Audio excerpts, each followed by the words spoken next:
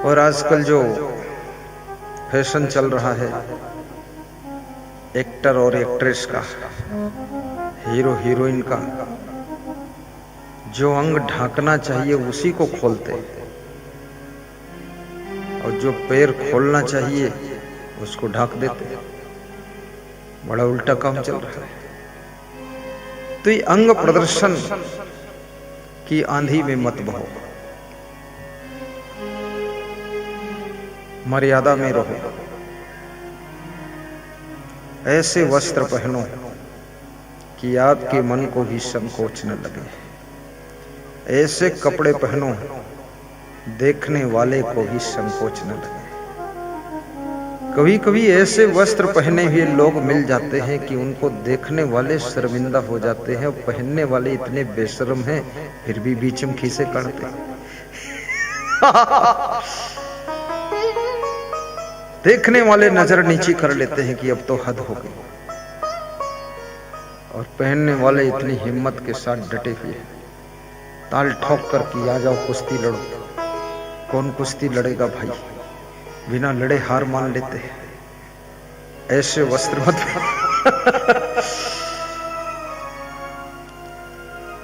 आपकी वेशभूषा, ये देवी देवताओं का देश है जहां पर 33 करोड़ देवी देवता रहते हैं और 125 करोड़ 140 करोड़ नर नारी रहते हैं। एक एक नर नारी पर 4-4, 5-5 नर नारियों पर एक एक देवी देवता की ड्यूटी लगी है, और फिर भी लोग समय निकाल कर गलतियां कर देते हैं। शराब पी लेते हैं, पान तमाकू खा लेते हैं, पुड़िया खा लेते हैं, भांग खा लेते हैं, और कोई मना करता है तो कहते हैं ये शिव जी की बूटी। तो उनसे पूछो बीड़ी क्यों पीते, बोलते बीड़ी ये ब्रह्मा जी की बीड़ी है। कि ब्रह्मा बीड़ी पीते थे, उस समय बीड़ी बनती भी नहीं थी। फिर एक गांजा क्यों पीते हो, अरे बोले सब देवी देवताओं की बूटी है। कौन प्रमाण है कि देवी देवता नशा करते थे?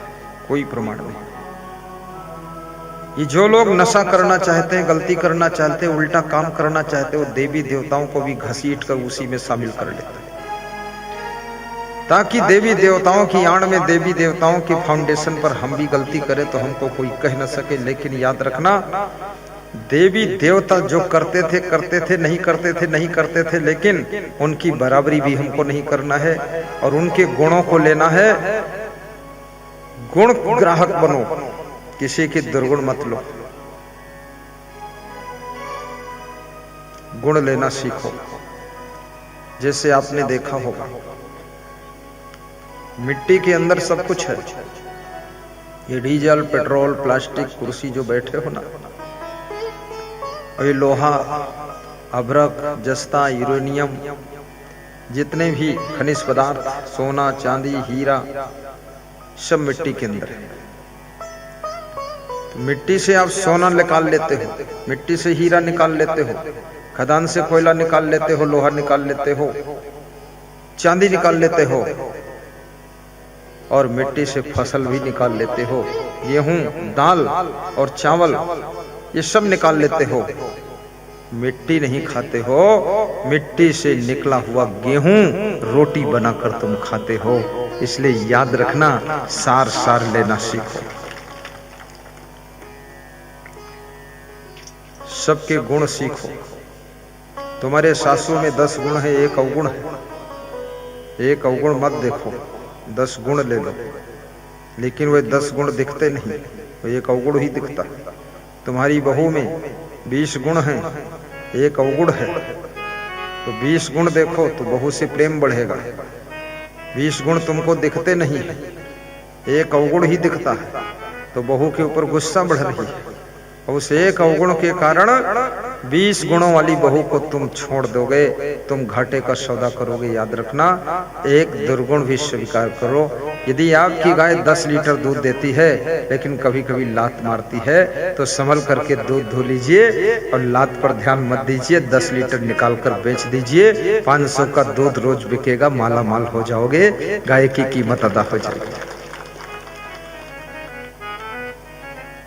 कोई नेता है, अगर उसमें कोई एक गलती भी हो गई उससे, तो उसकी गलती भी क्षमा करो। अब एक गलती के कारण तुम उसको वोट नहीं दोगे तो दूसरा जो नेता आएगा वो क्या कहीं दूध का धोया होगा, उसमें 10 गलती मिलेगी, वो बिल्कुल तुमको चौपट कर देगा। इसलिए जाना पहचाना है, थोड़ा क्षमा भी कर दो। गलती तो इंसान से हो ही जाती है, मनुष्य गलती का पुतला है, ये अक्सर हो ही जाती है। और गलती हो जाती है तो गलती का पश्चाताप भी होता है, लेकिन हो गई तो हो गई, अब क्या करें, अब नहीं करेंगे, माफ कर दो। और फिर से उससे कह दो कि एक बार माफ कर दिया, अब दोबारा इस गलती को साफ कर दो और हम जो है आपको ही चुनेंगे, चिंता मत करो, जाओ सो जाओ घर में, वोट मिलेगी आपको। ऐसा बोलना सीखो। किसी नेता को भी तंग मत करो, डरवाओ मत, धमकाओ मत कि देख लूंगा चुनाव समय। अरे क्या बात करते हो, दुनिया में सब आदमी ऐसे ही है।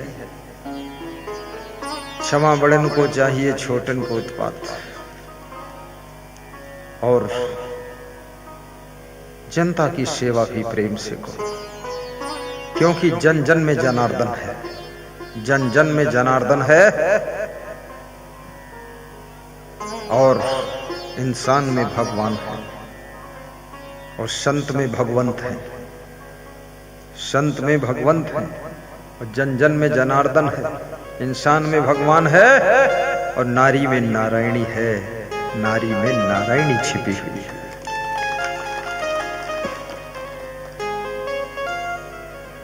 घर की नारियों के साथ में अच्छा व्यवहार करो।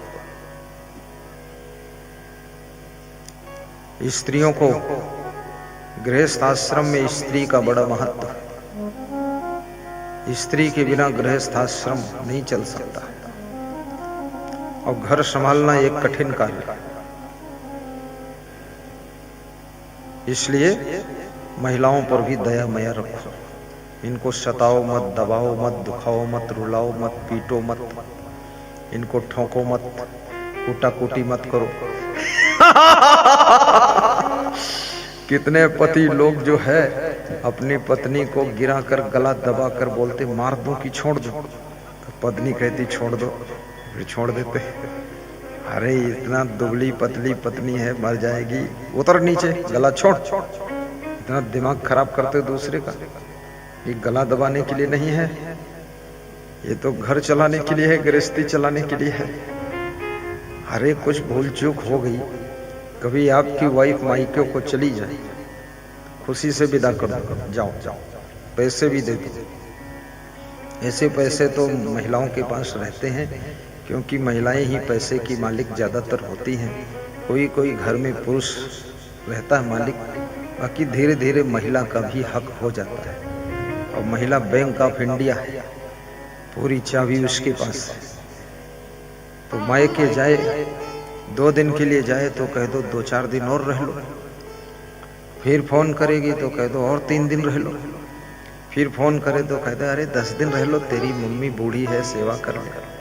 खूब ऊब जाए, वहां जाए, पूरा छक जाए ऊपर तक, तब बोल दो चली आओ, तो बोलेगी कि लेने आओ, तो बोल दो मेरी तबीयत खराब है। तो खुद जब आएगी, और जब आए तो कह दो बस तुम्हारे आते ही तबीयत ठीक हो गई।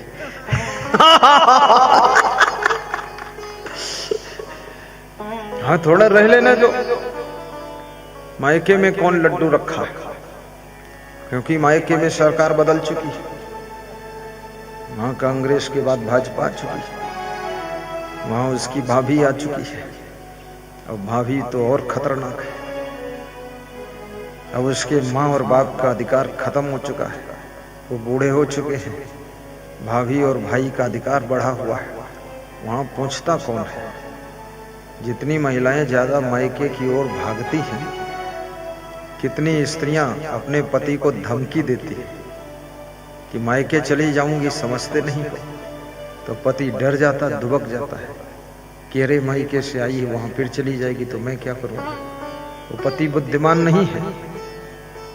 जब मायके जाने को पत्नी बोले तो मुस्कुरा कर कह दो कि जाइए, हो आइए, क्योंकि मायके में अगर गुजर हो जाती तो पति के घर नहीं आती, और मायके जाने की धमकी देती हो, जाकर एक बार देख करके आ जाओ, वहां कोई तुमको पूछने जांचने वाला नहीं है। आखिर अपने घर में ही जिंदगी बीतनी है, इसलिए बुद्धिमान नारी को चाहिए अपनी ससुराल को संभालना चाहिए।